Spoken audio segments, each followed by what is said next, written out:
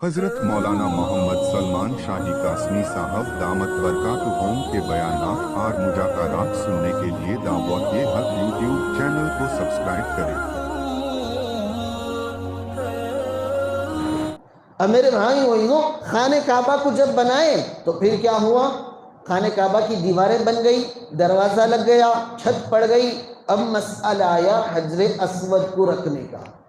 दीवारें तो तकसीम थी कि कोई मशरिक का, कोई शिमाल का, कोई जुनूब का, कोई मगरिब का बना लेगा, लेकिन दीवारें तो 5 थी, छत और छत मिलाकर, लेकिन पत्थर क्या है, हजर अस्वद एक है।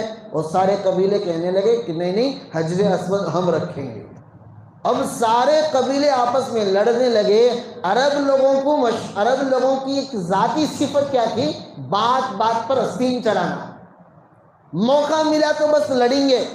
जरा अजमेर क्या रहता है, दूसरे लड़ते रहे तो बैठ को मजा लेते रहती, कोई तो बीच में छुड़ाया तो उन्हें इसका दुश्मन हो जाता। अच्छी लड़ाई चल रही आया था, बीच में हाथ डाला है, लड़ने वालों को देखकर खुश होते रहते। जरा लोगों का मिजाज रहता, लोग लड़े इन्हें पसंद है, इनका काम ही क्या, लोगों के दरमियान क्या करना, लड़ाइयाँ रखना, उन लड़ाइयों को देखते हुए क्या करना, मजा लेना। अब मेरे भाई वहीज़ों, खाने काबा को तामीर मुकम्मल करने के बाद हजरे अस्वद को रखने का जब नंबर आया तो फिर सारे कबाइल आपस में लड़ने लगे कि भाई हम ये पत्थर रखेंगे, हम ये पत्थर रखेंगे। अब अल्लाह के नबी सल्लल्लाहु अलैहि वसल्लम को अल्लाह ने नींद से उठाया कि अब आपकी ज़रूरत है।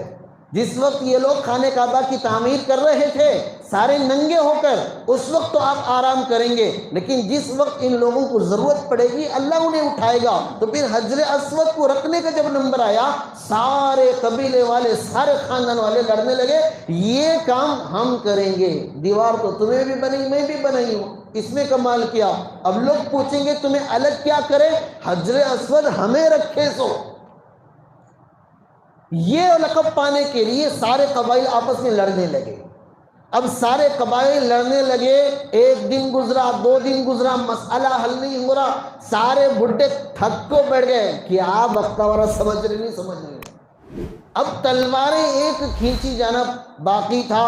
एक बड़े आदमी ने कहा कि भाई छोड़ो, मसला ऐसा हल करेंगे, सुबह सबसे पहले जो इसमें हमारे अलावा दाखिल होगा उसे क्या करेंगे, उसे जिम्मेदारी देंगे। वो जो फैसला करेगा उस फैसले पर हम राजी हो जाएंगे। अब मेरे भाई वही सारे लोग जो लड़ रहे थे इंतजार में थे ये देखने के लिए कि कौन पहले दाखिल होता है।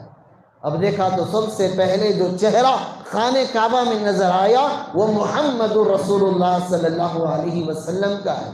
अब जैसे ही मोहम्मद रसूलुल्लाह सल्लल्लाहु अलैहि वसल्लम आए तो फौरन सारे कहने लगे हादा अमीना कद रज़ीना, ये तो अमीन आ गया है, हम सब के सब राजी हैं। मेरे भाई वही जिंदगी ऐसी पाक साफ बनाओ कि हर आदमी राजी हो जाए, सही आदमी भी राजी हो जाए, गलत आदमी भी राजी हो जाए।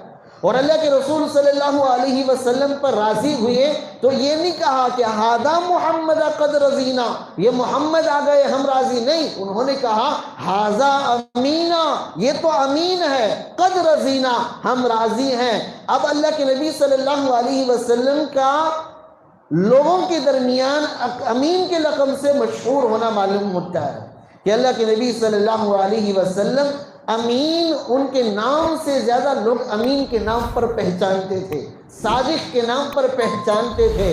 नाम आज सादिक है, नाम आज अमीन है, लेकिन अमानत की सिफत खत्म, सच्चाई की सिफत खत्म। अल्लाह के रसूल सल्लल्लाहु अलैहि वसल्लम का नाम मोहम्मद था, लेकिन सिफात कैसे थे, अमीन के, सदाकत के, सदाकत वाली सिफत, अमानत वाली सिफत इतनी भरपूर थी, लोग अल्लाह के नबी सल्लल्लाहु अलैहि वसल्लम को अमीन कहकर, सादिक कहकर पुकारते थे। जिंदगी इतनी शफाफ थी, इसीलिए कहा गया कि जिंदगी ऐसी गुजारो कि अगर तुम्हारी जिंदगी का बया डाटा निकाल कर चौराहे पर रख दिया जाए तो कोई फर्क ना पड़े।